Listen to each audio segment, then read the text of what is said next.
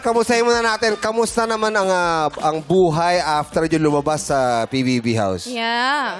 Grabe, sobrang saya po talaga, Kuya Jong.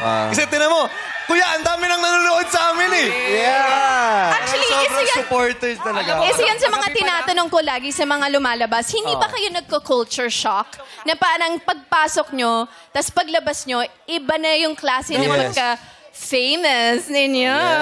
Oh, hindi talaga kami sanay sa River, Hindi kami sanay sa... Hindi kayo sanay? Super culture shock talaga. Yeah. Na ang daming sumusuporta. Yeah. Ang daming nagmamahal.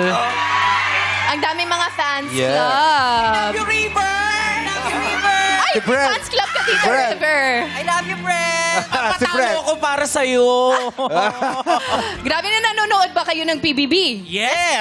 Talaga ba? Yes! Lalo na pag nasa swimming pool sila.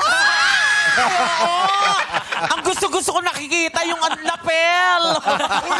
Grabe. Of course, kasi pag nagsiswimming kita kasi Bawal. nakasabit yung bawal tanggalin. Bawal, Pero ito, yung PBB big winner na si Brent. Kamusta naman ang buhay?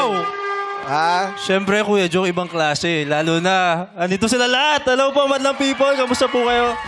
Ibang klase yung pakiramdam. Until now, hindi pa rin kami makapaniwala kami lahat. So we are so happy for you kasi alam naman namin talagang pinagpaguran nyo kung ano yung natamasa nyo. Kaya, congratulations. Hindi biro talaga to be in a house for what, 3 months? Grabe yun. Kaya congratulations. And again, welcome back to the outside world. Thank you.